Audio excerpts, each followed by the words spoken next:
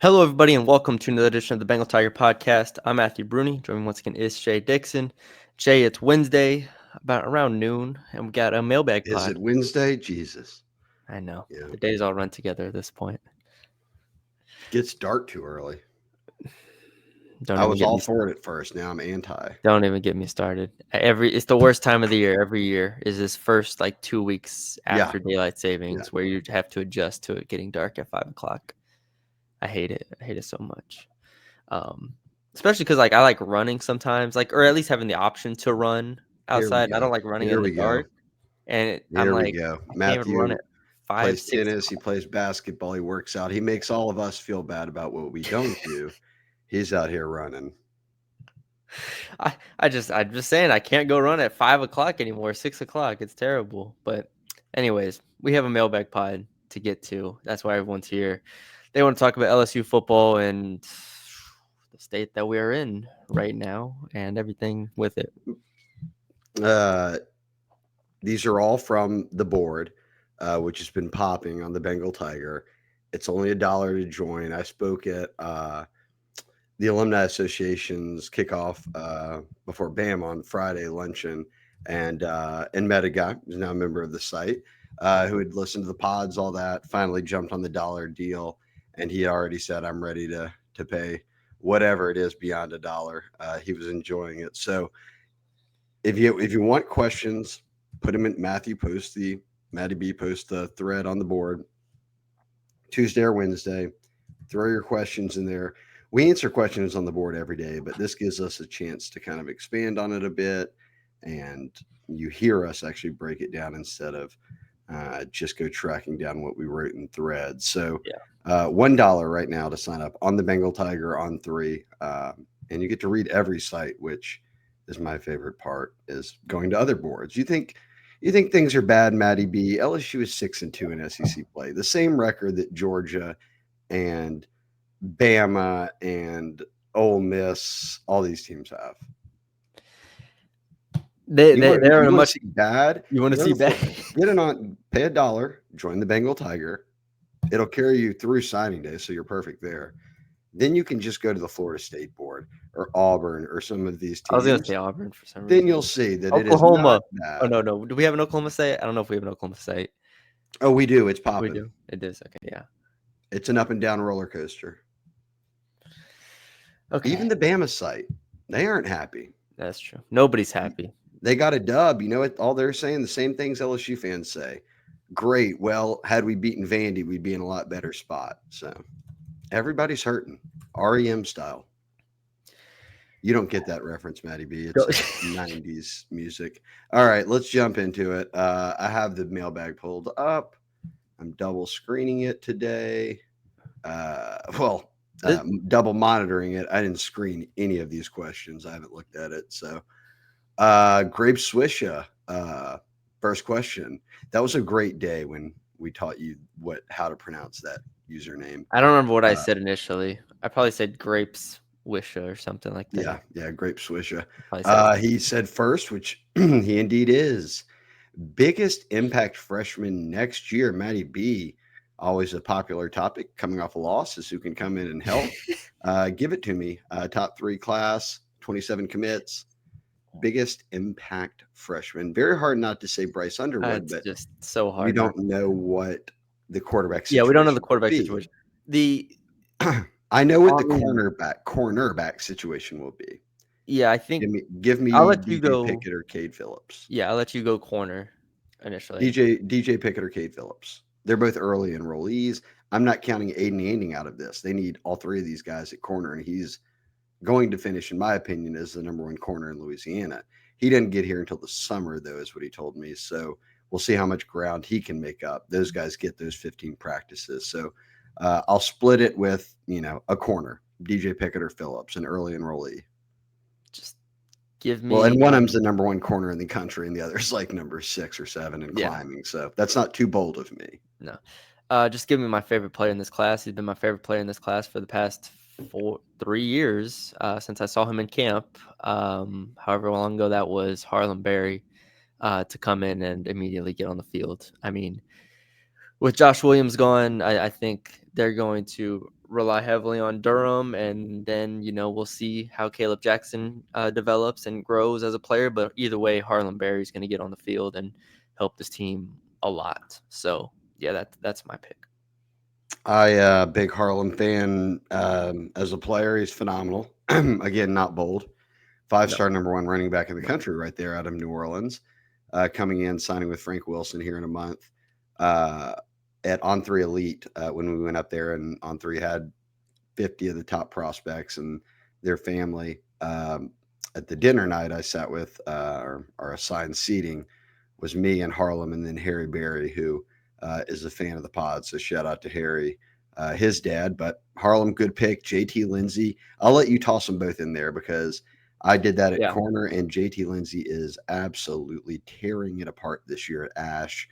They're playing unbelievable football at Alexandria right now, and he's a big part of it. So nice little 1-2 punch coming in. But both of us. Lindsay will finish a top 10 running back. So Frank Wilson goes and gets two guys in Louisiana who are top 10 backs. Yeah, I mean, positions, I would say both positions of need. Even though, at running back, they're not as desperate as they are at corner, but I still think overall positions of need to especially help the top end talent of those rooms. Yes, I like them both. And of course, Bryce Underwood. There's a many others, but without knowing the quarterback situation, it's easier to choose kind of those positions, I think. Okay, moving on here. Let's see. Hoko, what happens first? Matt McMahon makes a Sweet 16 or Brian Kelly wins a playoff game? I didn't screen any of these, so when I read what happens first, I didn't know where Hoko was going to take it. But the straightforward question here, Matty B. A Sweet 16 for the basketball team men or Kelly winning a playoff game? This is obviously Kelly winning a playoff game to me. You think it is? I think it's first of all, it's the basketball team is not close to winning a Sweet 16 or making a Sweet 16. It's easier to get into the basketball but it tournament is than even the 12-team playoff. Like in theory, this year the team could make the tournament, and then okay. So what happens if they just like get a nice win in an 8-9 or something, and then they upset somebody? That's so you would have to have two wins like that. I don't see that this year. If the question was like winning one game in the tournament, then I think this would be really interesting because they could get in this year. So by your line of thought, you think that actually Kelly's going to win a playoff game next year? I think Kelly McMahon has another chance to go back to the tournament. Yeah. So I would say, like, assuming the basketball team doesn't make a Sweet 16 this year, I think Kelly winning a playoff game is more likely, next year than McMahon making a Sweet 16. Or at least it's, they do it first as well, the football team. So he has that advantage as well. I think it's Kelly as well. I think also I play the time frames into this. We could see chaos in the final few weeks of this season, much like we have all football season. And somehow LSU's in a playoff game. I have no idea. But I agree with you. Of that puts all in with this question, the hope that McMahon can do it this year. I don't think there's that kind of pressure even on him. So no. By next year, I do think LSU is in the playoffs and can win a game, if not chaos like 2007 of this year. We'll see. We both go Kelly there. Joey Buttcheeks, how do you feel about Kelly's tendency to play more experienced but arguably less talented players over the younger talent? Certain positions easier to contribute early than others, of course. Running back, you can acknowledge all of that. I said, but I'm not a big fan of it. I'll make my answer here extremely brief. I haven't said we're going under an hour on this mailbag pod yet, but this will help move towards that. I find it very hard to believe that guys who are paid that amount of money and know their jobs are on the line, and I'm talking assistant coaches, are playing guys who are not as talented or can't help them as much as the people behind them. And the thing defensively is that now you've gone through two coordinators that have, seemingly done the same thing, right? Stuck with a Major Burn, stuck with Sage Ryan, stuck with these players that are very flawed, but, continue to get run. So, Brian Kelly, I'm sure, has a say, but this is Blake Baker's defense. Like, this was Matt House's defense, choosing who goes on the field. You also have a whole new staff, right? Like, if you talk about the safeties positions, the corners, like, these are all new coaches making these rotation decisions here. I think, like, big picture, I'm not worried about LSU being afraid to play younger players because we see them play younger players every year. I guess what I would say, which kind of speaks to this question, is I'm kind of just tired of watching those players, even if they are, let's say 2, 3, 4% better, like the better option slightly. I'm I'm not just sure if it is.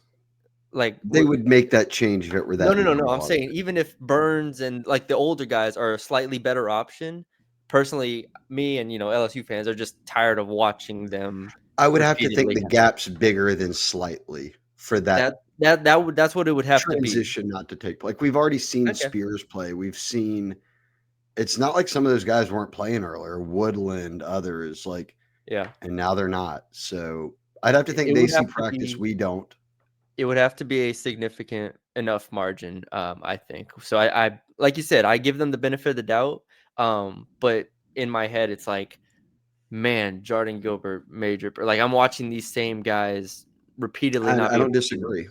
So it's like, in But your head, look, it's like, coming out of Denham Springs, Spears' biggest thing was Charles Power said it. He needs to be a willing tackler. He's a great guy in coverage, but he's got to yes, be more physical. So it takes time for a true for sure. freshman to come along. And you're in the middle of a season where 6 quarters ago you had not lost an SEC game and you were about to be the only SEC team without a conference loss. Like, that's not the Yeah. time to be testing out guys that you aren't sure can handle big moments. Well, moving forward, Okay, well, though, moving forward, there's now you still a can, lot. I mean, they're 6-2. yeah, the This last isn't a 6 quarters. 500 football team. No, but the last 6 quarters they've been outscored 72-13, and something's got to change. Something's got to give at some point here. So, all right, what else we got? Where are we at on the next one? NC Tiger fan, biggest keys for the LSU offense to get back in rhythm this Saturday. What are you thinking? Biggest key for LSU offense. Do we still believe that there's a chance to run the ball? At this point, uh, I mean, I I said that last week. Why are we even thinking they're going to be able to run it yeah, no, successfully? you Why were not just 100% hope right. that you were interception free and turnover free, and they weren't? You were 100% right. I held out hope because Alabama's defensive front was not, had not been able to stop the run consistently. But ultimately, it doesn't really matter. If you have SEC athletes, it looks like you should be able to slow down LSU's run game. So yeah, I think the main thing for the rest of the season is going to be just don't turn the ball over. I don't care about explosives. I don't care about the run game. If they don't turn the ball over, I'd like to see Caden Durham play more. yes. Yeah. You wrote an article about 5 guys you wanted to see God. more. He was the photo of the Clear number story. So, one. like, and Brian Kelly said he's not hobbled as much as he was. So I think he's got to play more. But again, how often, like that Bama game, when you're behind in score and down in distance, you're not running the football that much. So maybe Yeah. down in Gainesville, they can get a lead and run the football. Yeah. My problem with Josh Williams wasn't even that Josh Williams was in the game. My problem was that he caught 6 passes, and I just would have liked a more dynamic player in that spot to like catch some of those passes. And I just think that you have to have those guys that have Durham speed, like the top end playmaking ability there. So, yeah, I would love to see more Durham. I think that's a good one. Live on the podcast, 5-star Alabama commit Caleb Cunningham flips to Ole Miss. Always hard to take Mississippi kids. It just is. Very. Um, I think it's a Nussmeier. I think that when you want to talk rhythm and what this team is, like we talk about what they are defensively, what they are on offense right now is they don't run the football well. But there was a point in the season, Matty B, where we were not talking about the offense like we are now. We were talking about them like, oh, if they added a run game, this would be like a really dynamic offense. Now we're Yeah. talking about it's turnovers. It's Nussmeier right now because when that wasn't happening, even if they didn't have a run game, they were still moving the ball. They could win games. Yeah. The past 6 quarters and the turnovers that came with it directly led to LSU losing those 2 games. Yeah, and so that's why I've said They got killed by Bama, but certainly A&M. yeah, still. Turnovers to me are still gonna be number one here. If for Yeah, Nussmeier, even that's the key to the turnaround, like, right? To get into a rhythm is yeah, stop the ball over. especially if we have, limited um limited hope, I guess, in the run game and like the all around, like especially if Dellinger's out still, like Right. there's not many places they can really go to like change significantly what they've been the Yeah. past So just 8 don't turn weeks. it over. Don't So throw you picks at the have goal to, line. Don't if you're do Nussmeier, you have to go into this thing approaching it saying, I'm maybe I'm not going to pass for 400 yards, but if even if you just pass for 275 and you have, one less touchdown, but you don't have 3 turnovers, like you have to be able to compensate here in terms of like becoming more of like a game manager of sorts, because you don't have enough weapons. You don't have the offense is not fluid enough right now for you to be aggressive. Like you have to kind of just take whatever the defense gives you, and it sucks that we're in this position, but you can't have those back-breaking turnovers. It's I completely agree. And then he asked the same. He said on defense, can we find a way to stop a mobile quarterback with the current personnel?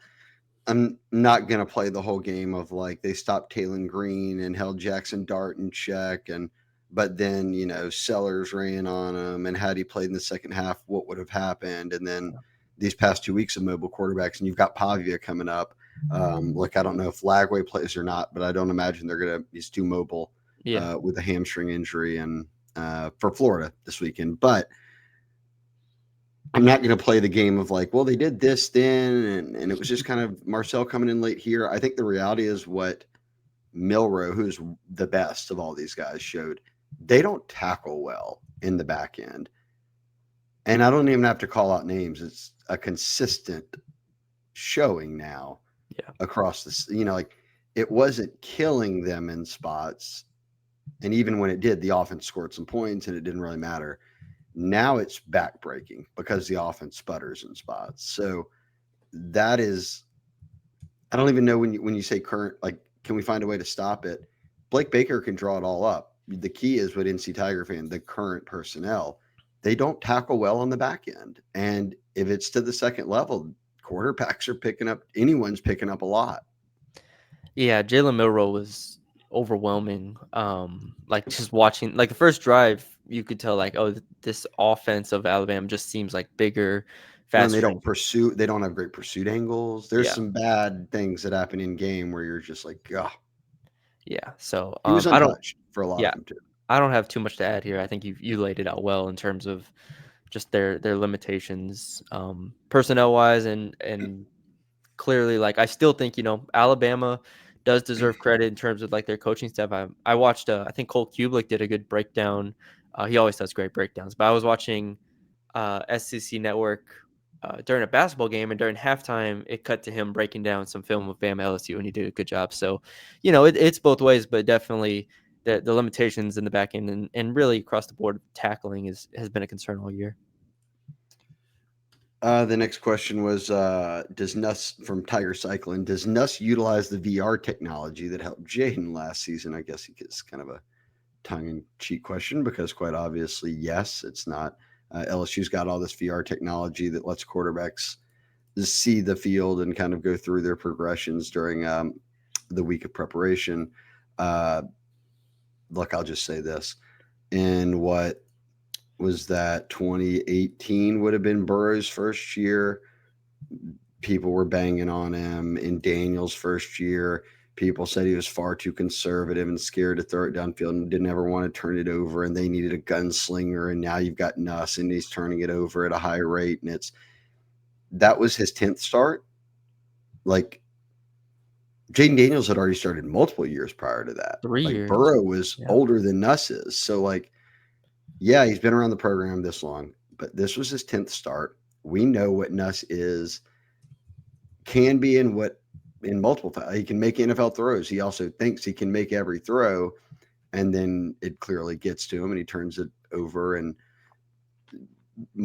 half the time pretty inexplicable spots. I mean, we can even gloss over the whatever it was South Alabama game, but still it's like he'll do it and be like, oh well, we were winning, but now it's we're losing, and now I'm kind of overthinking it or not looking through my reads, whatever it is. Yeah. It's year one. I don't think. Yes, he uses VR technology. Yes. He's got to eliminate these turnovers. That's it. The Yeah, he had the bad turnover in the end zone against Alabama, which was late, That's more and than bad. it was late and it was low. Here's the thing about being in the red zone in that spot is you have to be precise, and he was not on that play. But I don't know how to say this without me coming off as defending Nuss here on that throw, but they can't run the ball at the 5-yard line. And so you have to have Garrett Nussmeier make that throw. Like, he has to make that throw if you're going to beat Alabama. And he Well, didn't. I addressed this last time. The keys to great red zone Like, teams are great run games or elite processing quarterbacks. LSU like doesn't have either Brian of those right now. Brian Kelly said, after the game, or he says it all the time. It's like when you get down there, like, you want to run the ball. Nobody wants to make their quarterback have to make that read and that throw that precisely. Like, nobody wants to do that, especially when your quarterback is in his first year starting. Like, I saw when you look at the play, you see Kyron Lacy or no, it wasn't CJ Daniels Yeah. win the route and break. He threw it a tick late. Lawson breaks off, makes a great play in my opinion, and gets it there. But like, that's the frustrating part is like there's not even a threat to run the ball inside the 5, and so that's the most frustrating Yeah, part. but It's all around when us. you move past the reality that they can't run it, he's got to cut down on the turnovers. Yeah, but it's like where does he throw, like, Away, throw it away, take a run with sack? it. Take a sack. There's other options. I mean, at They some are. point, you cannot turn it over 3 times a He game. kept no. I look, the turnovers are the turnovers. I agree. They're She doesn't need to do it. The fumble, the guy comes unblocked, hits him. He Yeah. needed to have two hands on the ball. Yes. The last interception, I don't care about. Daniels fell and blamed it on himself. But like, it's such a mess. This offense is such a mess in every regard, and it was completely exposed, and they just have no answers for it. And that's the frustrating part for me. Is it's like, Well, it's crazy too that they're a top 10 offense in yards. They just can't score. They get down there a lot, don't score. the red zone again, the red zone offense, the blue zone, red zone, all the zones that Brian Kelly I mean, talks about. you talk terrible. It's not like they're last year's defense. This is a top 10 offense in yards per game right now. Yeah, and then they They play just Ole can't run the Miss football, and then they've had when they some yeah real bad woes when they on play field goals and red zone. good defenses. That too. It's very, very tough, very, very tough. Um, I am Colby asked worst performing position group last year's corner or this year's safeties. This is a 10-second answer. It's this year's safeties, and it's because they're all veterans. Last year they actually had Zai play great for half a year before he got injured, and then you're playing with true freshmen. You're playing with Stamps and all those guys. You're rotating Sage Ryan, a safety, to corner. These guys are all at their natural positions as veterans and not performing up to expectations. So Yeah, we knew. easy answer.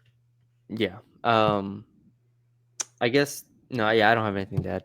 This year's safeties should Well, have been they're veterans and they've logged like 30 starts. I mean, that's last year was just a hodgepodge of people, and Zai actually played well, and Stamps played well for a true freshman in spots. I mean, considered. LSU Birdie, can Hilton take a medical red shirt? Hilton's already taken a medical red shirt, I believe. and Hilton's played, or I'm sorry, Hilton has. First of all, yes, I believe he has taken a medical red shirt. He has taken. And he's going to be out there the rest of the way. I don't know how many Yeah, games that would and he make him should play. play He'll in. play these last 3 games, and he's played 2 now to this point. So So he that would should. be over 4. Yeah, that would be over 4. 22 season red shirt. He doesn't want a red shirt. He wants to play. I mean, Yeah, he's not going to sit out anymore. But I guess in theory, I guess he could. yeah, but that's not what he wants to do. No, it's not. Especially We'll because he see. already has They another need year. him. Yes, but he already has another year coming back. Like, Yeah. he's a redshirt junior right now. So yeah, no. Run Hamburger kind of just talked about the lack of physicality, and he said it's been alarming. He's just not seeing guys being aggressive. Did you see LSU Points- lawyers? I'll go back to it. O-line, for example, he said aren't dominating guys in run blocks. So is this a strength and conditioning thing? Like and we don't have any said, is it instilling toughness, aggression as they build these guys up physically? We don't get that view of what they do with the strength staff. I don't have the answer there, but I would just say it's going to be more of a mental makeup of guys than anything. Like, It, are these O linemen minus Ellinger better pass blockers than they are run blockers? Like, there's a mental makeup to yeah, that. They're not Anthony Bradford. They're not Trey Turner. They're not those kind of guys who may get beat at times in pass pro, but they're moving their people like a D yeah, lineman 5 yards down the field every time. yeah. I mean the On strength. defense, I think people are thinking about the secondary here too, Matty B, or the back end of it. They're just not good tacklers. Yeah, I mean strength and conditioning takes the blame a lot of times. I mean, do we When give strength and conditioning the praise for them being really good in pass, or like Savion Jones and Swinson and these guys like when playing elite football to start the year? Is that strength Ahmad like Ahmad Bro losing 40 pounds and right? being able Putting to on play. yeah, I mean, or putting on I'm 40 sorry, pounds or whatever. adding 40 Yeah. pounds. Yeah. Like Um, yeah, it works both ways. I don't think I think their issues are. I don't think strength and conditioning is anywhere on my list of things that I'm worried about. Now, if they're out there catching wind in these games, like I'm tired, Yeah, or they I would die be. out. Yeah, Yeah, it's like whoa. Because remember, year one, we were so impressed that they were still going by November. yeah, So that's more what I watch, not the. I think the toughness and aggression is just kind of built into who these guys are or who they aren't, um, just naturally as football players. And then he said, "Do you think BK adjusts the length or intensity of practices next season?" Well, you're capped on the length. You yeah, can always, but then they also monitor how often you can be in pads, all of that. Going to the ground is something that is risky in tackling in practices, given we've seen injuries in practice this year. John Emery, for hmm one. Do you want to take guys to the ground that are your starters? I don't know. That's things football coaches balance, but there's a lot of limits on how much you can do. So kind of everybody approaches things pretty similarly. Um, but hey, we'll be there. We'll see. We'll see spring practices. That's where it'll pop out. MSC after the performances of Gilbert and Burns, will Kylan or Toviano get significant snaps for versus Florida? So Matty B, Toviano is Burns's backup at star. And then obviously Kylan yeah, Jackson has also been a star backup, but he can play safety. Jordan Allen's been hurt. We saw Deshaun Spears early, haven't seen him lately. I I don't know what significant would mean. I think that we could I think see Toviano out there. So Toby. I think there's a better chance to see Toviano than Kylan Jackson. Yes, Toviano's played. I think Toviano played 13 snaps last game. Okay, so then Um, will he get more than that? Maybe. yeah, maybe.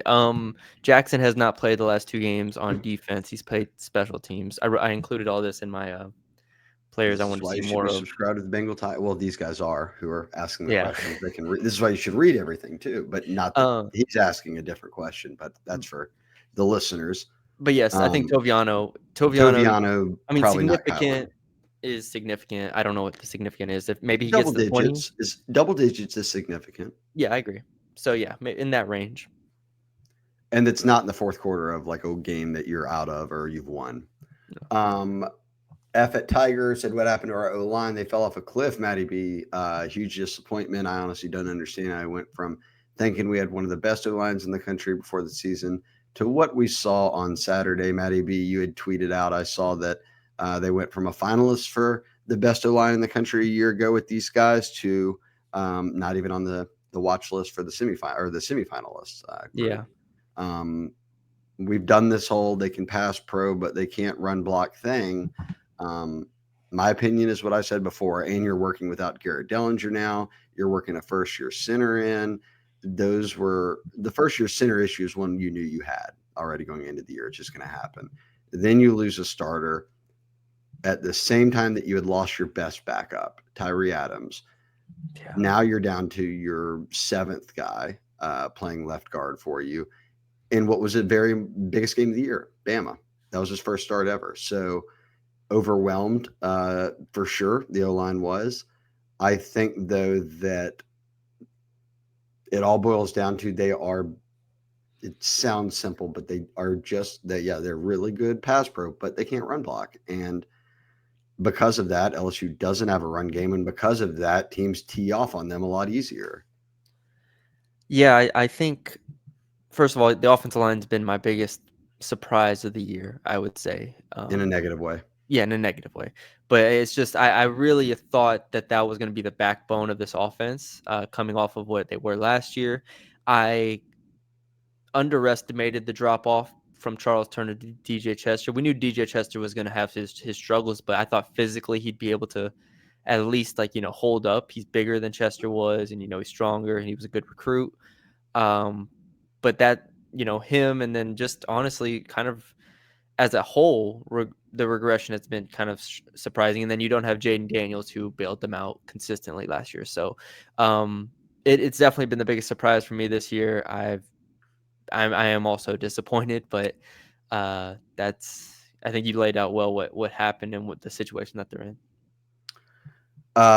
We'll answer lawyers and then jump into an ad break real quick. He said, "How confident are y'all?" LSU lawyer 24. How confident are y'all that 2025 will be an improvement over 2024 record wise based on the returning talent? Well, I don't know what their record's going to be yet. Like if they lost games down the stretch, that's an easy pick. I'll pick next year. I'll still bank on next year. The influx of talent, who will be gone and who could potentially step up into new roles, I think will be better for this team overall. We don't even know who, like, of the draft eligible Who's going to juniors. lose? Who's going to leave? Yeah, who's coming back or who's Hell, it's leaving. Harold Perkins on this team next year. I mean, Harold Perkins, Garrett Nussmeier, Mason Taylor, No, yeah, Emory we could do this Jones. all day. Yeah, we So could do it all day. So I mean, the expectation is they should be better than this. I So mean, I'm going better. yeah, the I'm expectation. more than 50% confident in that. Okay. I Yeah, don't think they're going to be as deficient this year as they were next year as they are this year in these spots. I do agree. Like from a depth, like again another talented recruiting class coming. We'll see who all leaves in the portal. We'll see how the portal goes.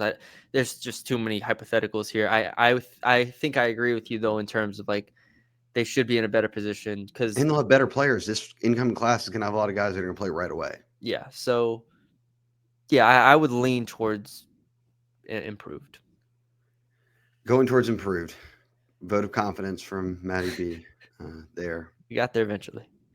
Okay, my perfect franchise. We do it every week on the Mailbag podcast. You guys know Andy Luedecke.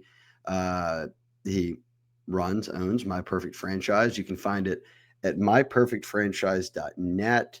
And really, what we do here is every week try to just spread his message of as someone who started out kind of in the franchise business and is now a consultant, but also still owns a number of franchises.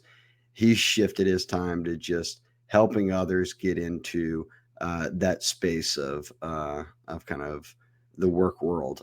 But are you ready to leave the corporate rat race for the American dream? Is it a side hustle you're looking for?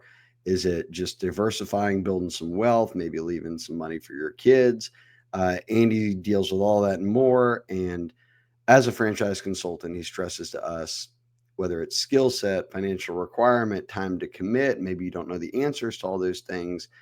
He's got you covered. He'll walk you through it. And for anyone listening on the Bengal Tiger podcast, it's 100% free to give him a call, email, any of that, and start to talk about it. We've had a number of people jump on board with Andy, and many of them go into business. So hit him up, Andy at myperfectfranchise.net or 404-973-9901. That's 404-973-9901. Shout out to Andy and his team at My Perfect Franchise.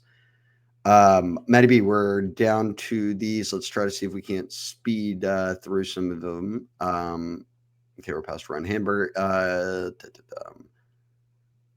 Okay, go Tigers 1028. 5 most likely to transfer, and how would you rate Deshaun Womack so far?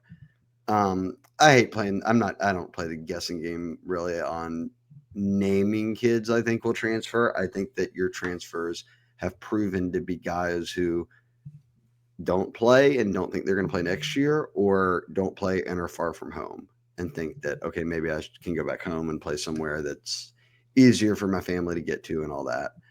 I don't know on Womack.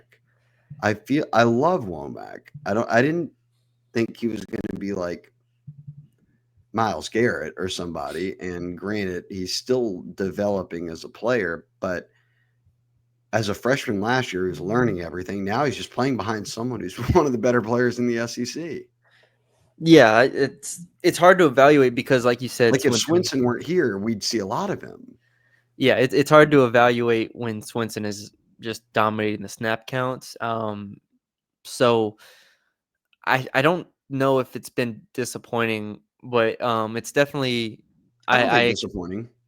I I wouldn't say disappointing, but coming out of high school, I definitely thought by year 2 he'd be like starting. He would be if it weren't for Swinson.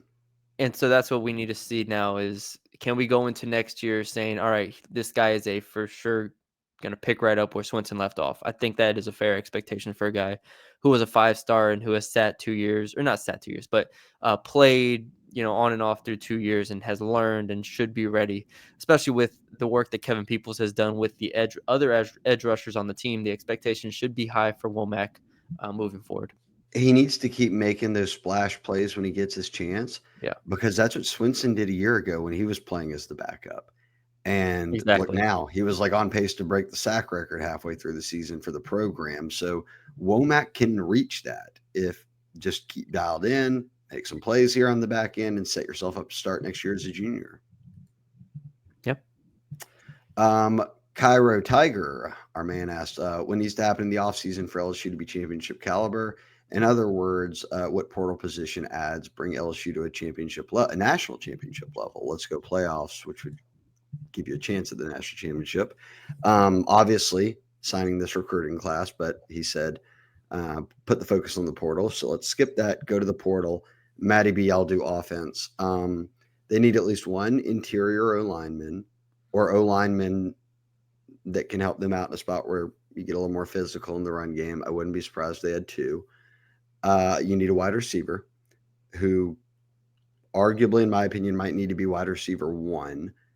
In terms of also what I mean by that is someone who has good size, who can go up and get balls, who's your kind of, hey, alpha, Yeah. we're going to be able to throw it to him, because I love Aaron Anderson to death, but he's 5'8". Like, Yeah. he's not going to be able to do what a 6'2" or an above guy can do. So wide receiver, Pimpton will be at tight end.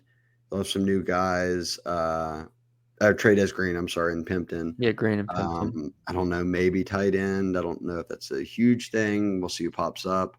They've added in the 25 class. They have LaFleur and And we'll see if they hold on to Mike Tyler, who's committed to LSU, but is from Columbia, South Carolina, and the Gamecocks are trying to flip him. But so maybe tight end one, but no to running back, even though they don't have a lot of depth there, because I think that Barry and Lindsey can play early like Durham is. So yeah, and in theory, I mean, maybe if Holly comes back at some point. yeah, right. But I don't know what running back I'd bring in that does something those guys can't bring me. No, Running I back's one wouldn't. position you can play early. Yeah, like I wouldn't want to bring in like a Noah Kane again or something like that. Like I'm okay.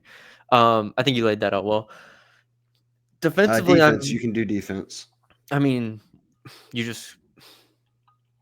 I don't want to go corner. I don't want to go corner, but you might have to just get one. If JK, like if we assume JK, Jair, Zai, I'm trying to think of the older. It might be a depth thing. You just need more numbers too. Like, yeah, like you might, as much as, these freshmen can come in and compete, Stamps will be a junior at that point, like Woodland, all these And guys, that's going to be their goal: developing Michael Turner, developing Woodland, Turner. developing Stamps, developing PJ Yeah. or So, Pickett, Anding, Phillips. So Corey Raymond is certainly going to lean that way. yeah. So, corner I think is potential, but probably not.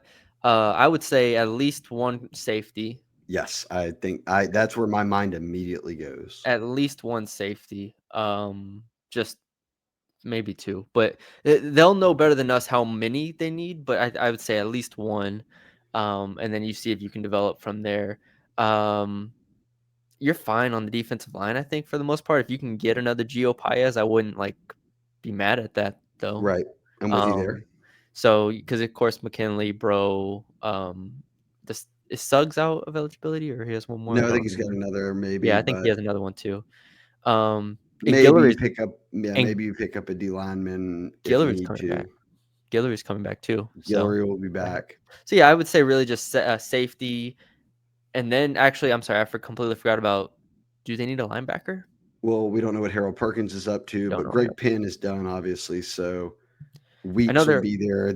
His brother West will be there, and then we'll see yeah, how far Xavier Atkins, Tylen Singleton, Devon Keys. They've got yeah. some guys. So that's one where The, Baker the will. the defense is unlike some positions of like the offense. I would say like the defense has like all these guys that we're holding out like hope for in terms of like development. Like if one or two of these guys hits, then you're fine.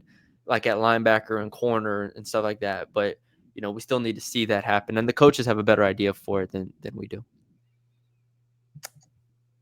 Cairo Tud, no, that we already answered that one. Slick Deuce Man, which position group saw more disappointing, wide receiver or O line? I'm going O line here because they were all starters who were expected to take that next step. I knew what this wide receiver group would be. If anything, Aaron Anderson's like guys have played better than I thought that they would. I think the offensive line is definitely the answer. Like I Yeah. laid out earlier, I think the offensive line has been the most surprising part to me of Has this. slipped this other one in. He said, "Does LSU have a receiver capable of making a contested catch?" If you're about to talk receivers, add that into your answer. Yeah, you can add that in there. Especially, I think the receiver room to me has been a disappointment. I think I was just personally probably too high on maybe Kyron Lacy and CJ Daniels, and then I still think if Hilton was healthy, it would have helped this year. Like you laid it out throughout the Well, yeah, of offseason and course. everything. Like if Hilton was healthy, like he would have been one of the top 3 receivers on this team. Um, so you have the emergence of Aaron Anderson, you have guys stepping up, but overall, still like I overestimated the playmaking that they would have. I kind of just assumed they would fit right in to where they were last year, and that didn't really happen. So And Kyron's had a good year. He scores touchdowns, all this, but he hasn't taken. He scored 3 touchdowns in one game. Might have been South Alabama, but I thought he would be that guy. Like every third down, just start to him, and he'll make it happen. And he's kind of gotten taken out of games. They bracket him, they double him, and yeah, I mean he's on pace for 1,000 yards yeah, and but 10 there hasn't touchdowns. been those games where But it's like he takes over for you every game, every week I type agree. thing. I agree. He's been good. Like he's been good, but I probably overestimated the jump that I thought he would take. So that Right. contributes to it as well. Um, LSU fan Mike won, or do they have anyone who makes contested catches? Kyron does. Aaron Anderson Kyron. does. Yeah, they can make some catches. They don't CJ have Daniels can. they don't have Malik, but it's like they got guys that can make some catches. Um, I'm not as down on this. So yeah, O line was the answer. LSU fan Mike won. What would you put your chances of landing 5-star Chris Cenac, NOLA native? This is basketball talk after his Basketball. visit this weekend. Just get your feeling, gut feel, Matty B, and or based off what you've heard from sources. Today is signing day. Cenac, Matty B, correct me if I'm wrong, is not expected to sign today. So No. we can table this really till the spring, but any kind of brief Cliff's notes of LSU's chances of they've signed now or will have signed 3 top 75 players today, but CNAC would be that kind of big prize. Yeah. So the early signing period goes through the 20th, so 13th to the 20th. So maybe he pulls the trigger at that point, but I think it's more likely that he doesn't sign until the later signing period. But he'll decide at some point. I would think either late November or December. He just finished taking his official visits. He still could take one to Baylor, so we'll have to look out for that one. But other than that, he's taken all 6 of his other visits. So I don't think he decides this week. But if I was, just in theory putting chances to land at Christinak for LSU, this has been one of the more wide open recruitments of the season, like across the top 50 players in the country. Really, nobody. I talked to sources. Jamie Shaw talks to people. Like everybody talks to people, and everyone's like, "Well, Houston, Tennessee, Auburn, all these Kentucky, LSU has been consistently in the mix, so that's good." And he's at home, and I talked to him over the weekend or on Monday, and he was like, "Yeah, it kind of hit me how close LSU was to home when I was able to just drive back home afterwards. So I do think that plays a factor. If I'm putting chances, like if you have the top 6 in like a pie chart, I probably have LSU at like a 25, 30. It's a So solid maybe like a number. leader. Like I think they could be the leader, but it's it's if I'm taking like them or the field, I'm still taking like the field, but I still think LSU is probably like the leader at this point. I mean, LSU's sitting on a top 15 class already. If they could add a CNAC, that would soar them into the top 10. And kudos to Matt McMahon and them. We'll see. David Patrick addition, I think, is probably huge for them Huge. this offseason in terms of a veteran recruiter in that regard. Yes. And then Kim Mulkey signing a number 1 class. And so did expected to Jay Johnson as well. So all of that early signing period is today. December 4th is for football. Coach K7, our man, he's always showing love. Great job on the reaction pod, he said, and he broke down why of it was a tough loss, obviously, versus Bama. But he said a hindsight question with the roster depleted and needing quality players last 3 seasons. How big is it now to let a Marlon Martinez and Lance Hurd leave in the portal? Both wanted to start and are starting for other SEC teams. Our O-line struggles with physicality. So the Hurd thing was all about him wanting to start at tackle, and you weren't moving Emory Jones and them. There was also NIL money thrown around, obviously, Tennessee. Now he's starting there, and he hasn't been perfect, trust me. Marlon, I'm glad he asked this question because no one's talked about it. I think you did, maybe. Marlon Martinez on this team right now would have bailed them out of the situation they're in. Yeah. They don't have, You can't be especially Marlon Martinez and be like, if I'm a 5th-year guy now, I'm not starting. I got to go somewhere and play. Didn't he have center snaps when he was at LSU? Oh, yeah. As well, right? Yep. Yeah, they don't have an option like for DJ Chester. Like they, even if Tyree Adams was healthy, I don't think they would have played him at center. Like they don't have an option to move to move DJ Chester off the center spot. Like Marlon Martinez healthy Well, or at LSU. this would is have what DJ Chester was brought in for, that he was year Yes. 1 plays some, year 2 you're a starting center. Yes. And so that was a very clear path, and that's where Marlon Martinez, clearly with Dellinger and Frazier already here, it's like him leaving makes complete sense. But yeah, it would help a lot. I think that this is the transfer portal era, and we've heard Kirby Smart talk about it. We've heard Brian Kelly talk about it. It's like building and retaining depth, especially on the line as a scrimmage, is extremely difficult in today's day and age at these big schools. Now, it's different because I struggle to like pity LSU and Georgia and them when, you lose depth. These other schools are losing starters. Like it is what it is, but still it is significant, especially when you face injuries like this to 2 of your top 6 players. And now you don't have depth to create competition at center. You don't have depth to really replace an offensive lineman the way you'd like. So this is definitely a product of the portal in terms of other players leaving to play. You can't hold on to that depth the way you used to. He said he misses Charles Turner right now. You're going, hey, this is the road bumps of starting a first-year guy. There were road bumps with Charles Turner early on. Everybody remembers that. Said, when are we going to have a tight end that can block like 45, 80, and 81 did for Bama? They wore our ends and linebackers out. So perhaps in the portal, maybe they do go get a Mac Markway type who is a pure blocker. I wouldn't be opposed to that one bit. And he said Saturday will be the Gators Super Bowl. They're still trying to get bowl eligible. Absolutely. We'll see if Lagway plays. But it's at 2:30 and not at night. That's a good thing. And at the end of the day, Florida's still depleted of talent. If you think LSU's depleted of talent, Florida really is. They could be on a 3rd quarterback for this game if Lagway doesn't play. So I still like LSU in this one. I do think I do think they need to go get a blocking tight end, especially with Trey. Let's add that to my offensive picks. A blocking tight end. Especially with Trey, maybe looking more like a little bit of receiver. We'll see what they do with him. Pimpton. And Pimpton as well is not a great blocker. So regardless of what the freshmen that they bring in, I still think you would like to go get one, especially with the way that, not just how Denbrock ran things, but it looks how Brian Kelly wants to run things offensively. You would like to have that tight end that can really help out the offensive line in the run game. Go Tigers 107 asked, how does this staff handle recruits visiting on the road? Do they get a chance to visit with them? I saw that Jamie French, wide receiver, 5-star, Naeem Offord, a 5-star corner, and then DJ Pickett you can add to it, LSU's 5-star corner. They're all going to be at the Florida game.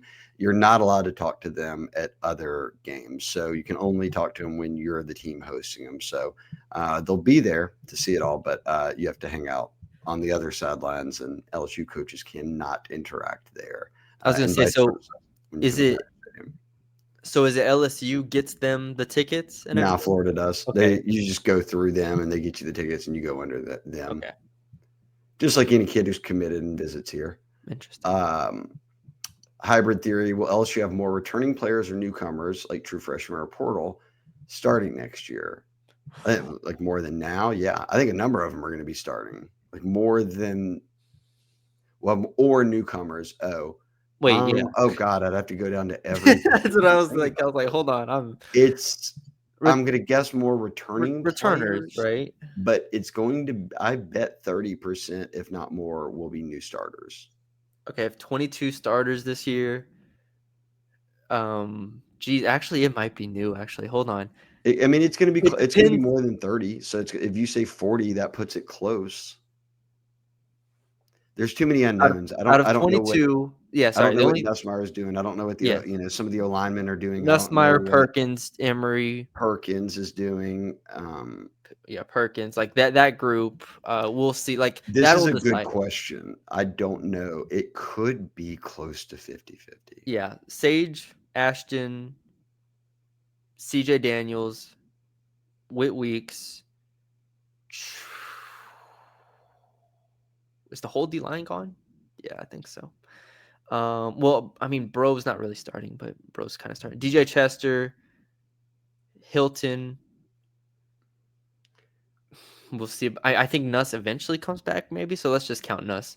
I'm counting Caden Durham as a starter. So that's 8 right there. You could probably get. Yeah, it's gonna be It's close. close. It'll be It'll close to depend. 50. It'll depend. That's a good way of phrasing that question. I hadn't thought about that. Yeah, I had to read it twice, but I get what he's saying. I think it could be close 50-50, which Yeah. we'll see how it plays out. Cool Hand Luke, 36. Outside of Caden Durham's limited snaps, what personnel decisions do you find most perplexing?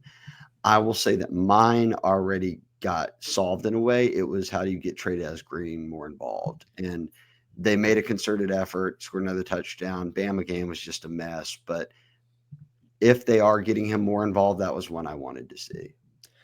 Yeah, that's one. Let me think of another one. I mean, the safety position, I don't find it perplexing because I think it's explainable. But I still would like them to sprinkle in more Spears and Toviano and Jackson. But other than that, I don't have a huge disparity. I'm trying to think. I mean, Hilton's still getting healthy. I don't. I just it's not comfortable right now for him. I don't think he played 18 snaps last week.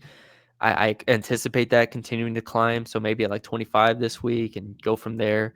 But yeah, I don't have anything else in terms of perplexing.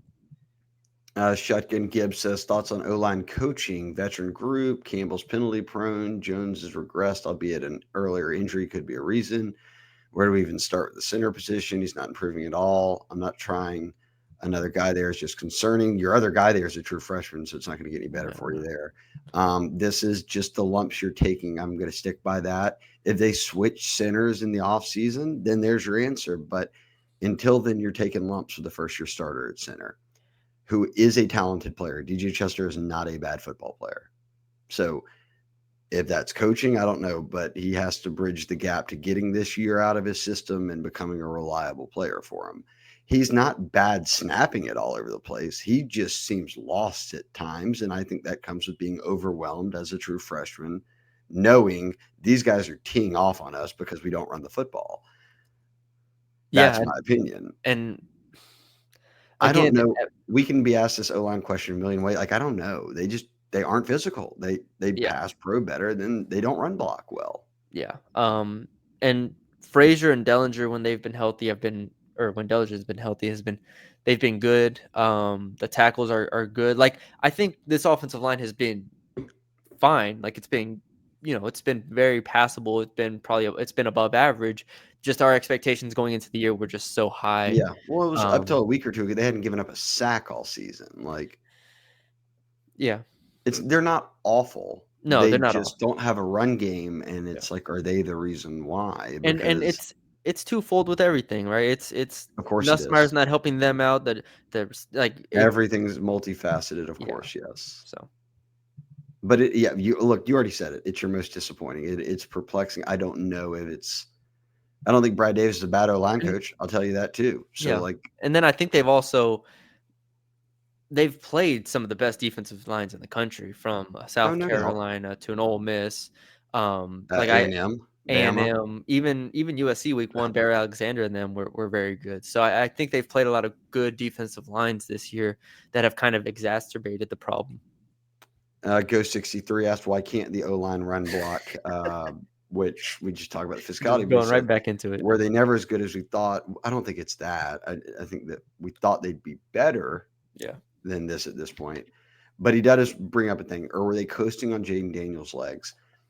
Burrow and Daniels, quarterbacks like that, they can make you not even realize a lot of O-line deficiencies you might Yeah. have. And I think that, yeah, they wanted the Joe Moore Award in a year where there were some NFL players on that O-line, but Joe Burrow bailed them out of a million situations. Daniels did the same. When you have a pure pocket passer and you can't run the football, then all of a sudden you start staring at the O-line and picking it apart. So I don't. I think that when you don't have that type of player, then the O-line becomes much more under the microscope. Yeah, and we had talked about the last 2 years, the traditional run game outside of Jaden Daniels being a question mark. Like, I think you laid it out on the offseason. It's like, can they run the ball in a traditional sense of giving the ball to running back and getting those hard yards? That was a question the last 2 years. Jaden Daniels, again, made LSU into one of the best rushing offenses in the country last year, single-handedly, because he rushed for like 1,000 yards back-to-back seasons. But it was always a question coming into the year, and so they just haven't been able to elevate that way.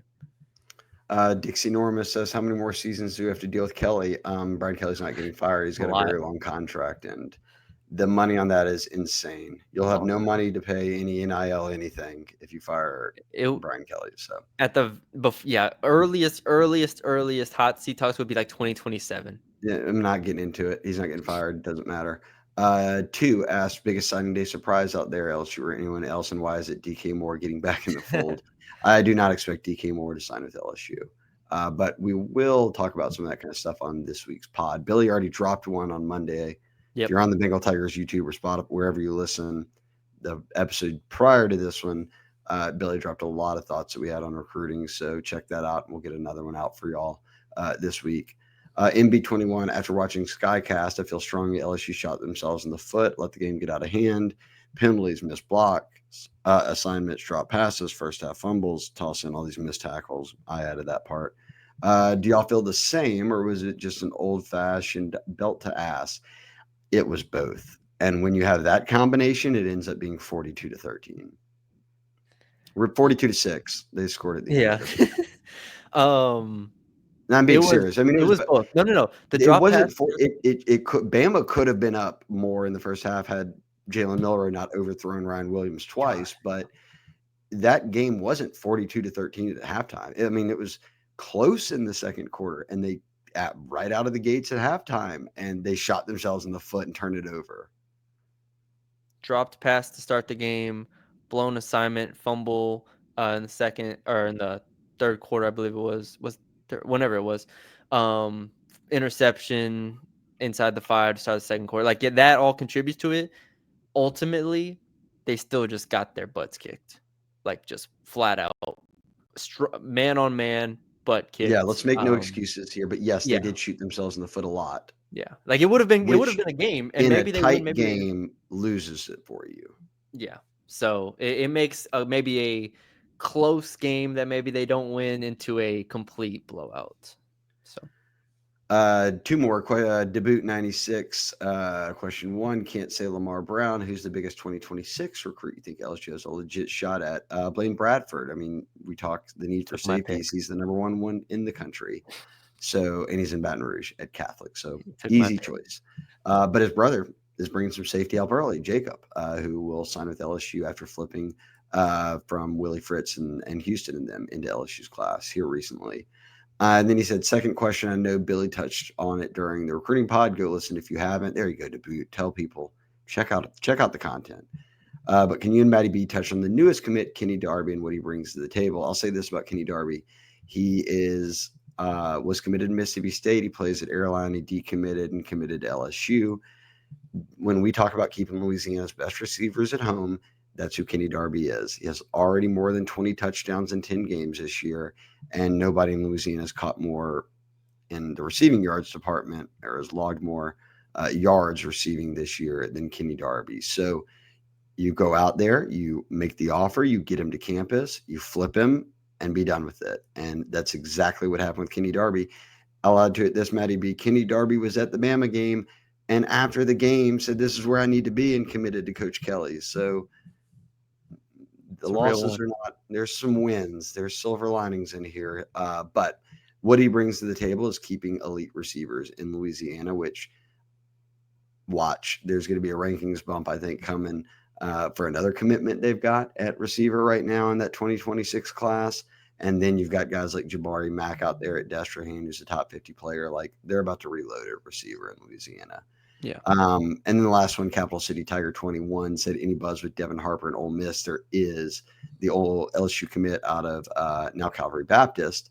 Took a visit Ole Miss, has been in the mix with Ole Miss. They're trying to flip a number of guys. They've been on a run with guys, but LSU is in contact there back and forth. So I don't know if we hear anything today on that front. I've reached out to Devin, but I will have more on the board once I get kind of some finality there of what I'm hearing, as well as if I hear back from Devin. But Matty B, that's it.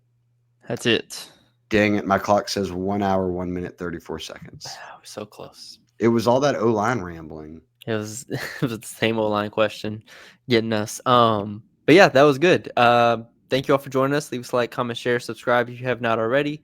LSU versus Florida this weekend. If you check out the Bengal Tiger On3, signing day for basketball gets you caught up with all of the basketball stuff. 7 total signees should be today. 3 on the men's side, 4 on the women's side. The 4 women are already done. We're just waiting on a couple of men to come in. So yeah, it's and great time a dollar for the Bengal Tiger, and that carries you through signing day for football too, which is going to be massive. This could be the best class LSU on paper has ever signed, so it's worth it. This is going to be a fun few weeks, 4 weeks, I guess, however long. I like it. All right, we're out. Thank you all for joining us. Leave us a comment, like, share, subscribe. Leave us a 5-star rating and review on Spotify or Apple, wherever you're listening, and we will talk to y'all later.